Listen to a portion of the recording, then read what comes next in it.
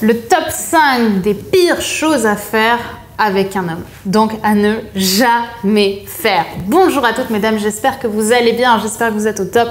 Je suis ravie de vous retrouver dans cette nouvelle vidéo et si vous ne me connaissez pas encore, je suis Brenda Boukris, ton experte en amour et en relations homme-femme depuis 2015 et mon but est de t'aider à devenir une véritable femme fatale, une femme d'exception comme j'aime vous appeler, à resplendir de confiance en toi et surtout à trouver, séduire et garder des hommes qui te plaisent et des hommes qui te méritent. Et dans la vidéo d'aujourd'hui, on va voir le top 5 des choses à ne jamais faire avec un homme. C'est tout de suite et c'est sur Attitude Séduction. Faut bien que tu comprennes quelque chose. La seule chose aujourd'hui qui te sépare de tes rêves, c'est tes peurs. Le travail paie toujours. Ton ambition sera toujours plus forte que tes peurs. La séduction, c'est pas un physique. La séduction, c'est un mindset. Je m'appelle Brenda Boukris. Et tout ça, je vais faire en sorte de te l'apprendre.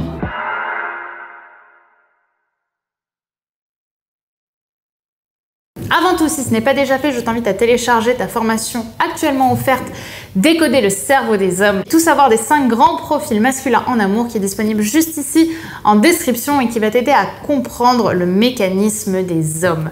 Donc si ça t'intéresse, si tu as envie de savoir aussi à quel type de profil pourrait correspondre tes anciennes relations, je t'invite à la découvrir, elle est juste ici.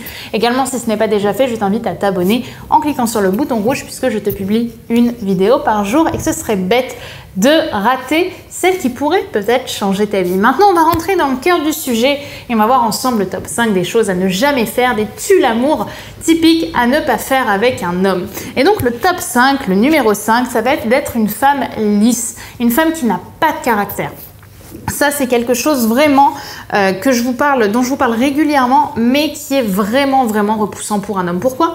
Parce que l'homme d'exception a de l'ambition. Je vous parle pas des hommes très lambda ou des hommes vraiment qui ont plus envie d'être avec quelqu'un pour avoir une compagnie que pour vraiment trouver et choisir une femme qui leur convient.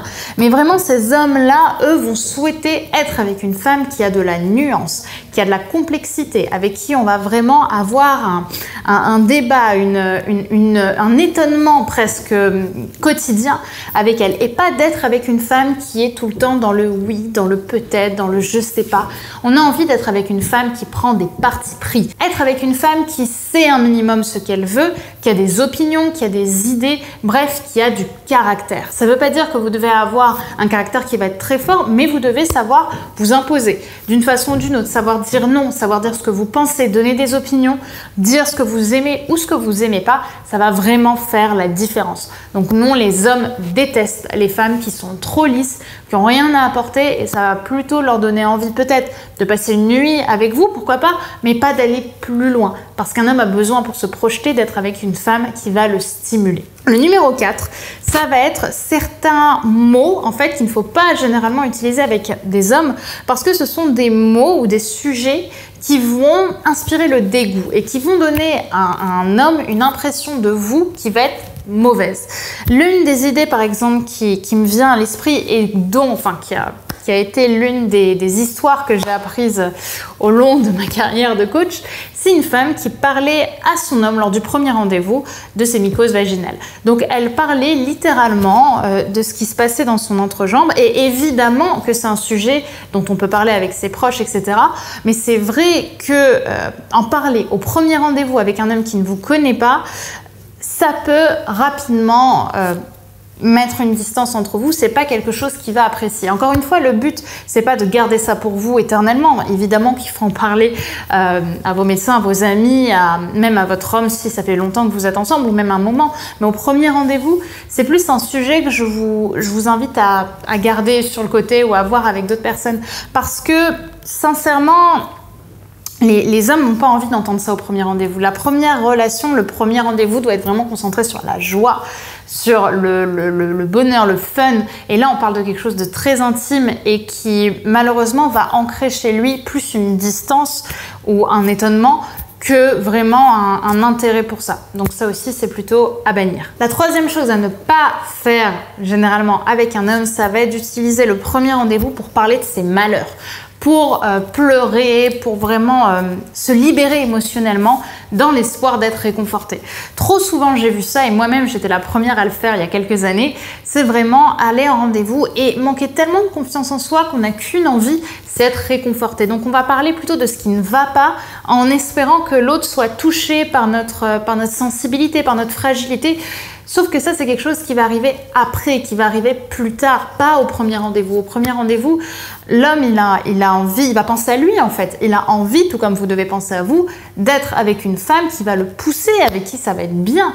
Là, il n'a aucun intérêt et il n'a pas d'ambition en venant au rendez-vous de soutenir quelqu'un qui ne va pas bien. Ça, c'est dans les films. Et trop souvent, d'ailleurs, on s'inspire des films, on s'inspire des séries qu'on peut retrouver un peu partout, un petit peu sentimentales, pour justement être dans cette image du mec qui va venir vous sauver, qui va venir vous réconforter, alors qu'à la base, il n'avait aucune raison de faire ça. Bah ça, justement, c'est dans les films, c'est pas dans la réalité. Dans la réalité, vous devez regarder la relation avec des lunettes, et ces lunettes, ça doit être les lunettes, justement, d'une femme qui a un minimum confiance en elle. Ce n'est pas un homme qui va venir résoudre vos problèmes. Vous devez les résoudre vous-même. Le top 2, ça va être une femme qui va trop se surjouer. Ça, je le vois aussi régulièrement dans les relations.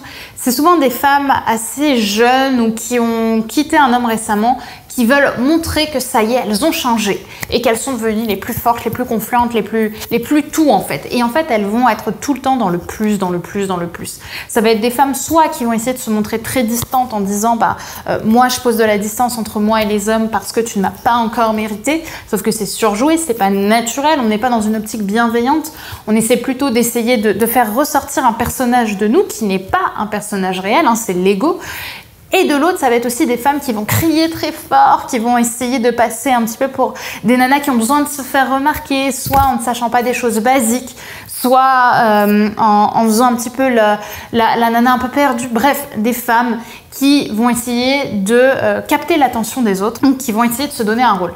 En fait, ça, c'est vraiment rédhibitoire parce que ça se voit, ça va se sentir dans votre non-verbal, dans votre paraverbal. Il va y avoir comme une contre-indication qui va se faire et les hommes vont le remarquer. Et au lieu, au contraire, d'être touchés par la personnalité géniale que vous avez en réalité, ils vont plutôt être repoussés, voire même se moquer de vous parce qu'ils vont sentir que vous n'êtes pas aligné. Et ça, malheureusement, c'est rédhibitoire. Et le premier point, le top one, ça va être une femme qui n'a pas d'hygiène. Ça vraiment, c'est rédhibitoire pour les hommes. Je pense que je peux parler au nom de 90-95% des hommes. Une femme qui ne prend pas soin un minimum d'elle, c'est-à-dire qui ne se douche pas, qui ne se lave pas les dents, qui ne se coiffe pas, en tout cas qui va pas essayer d'être propre, c'est rédhibitoire. Et même pour vous, pour votre propre santé, en général, c'est important. Donc ça, vraiment, mesdames, mettez un point vraiment d'exclamation là-dessus, parce que c'est important, au-delà des hommes, pour vous, de prendre soin de vous, de prendre soin de votre corps, etc. Donc oui, ça, une femme qui n'a pas un minimum d'hygiène, ça, c'est next. Voilà mesdames pour cette vidéo, j'espère qu'elle vous aura plu, j'espère surtout que vous aurez pu apprendre certaines choses. En tout cas, dites-moi par commentaire ce que vous en avez pensé. Dites-moi également ce que vous avez envie de voir pour la suite. Si ce n'est pas déjà fait, bien sûr, n'oubliez pas de vous abonner en cliquant sur le bouton rouge juste ici, puisqu'on se retrouve dès demain pour une nouvelle vidéo de conseils en amour, en relation de femme.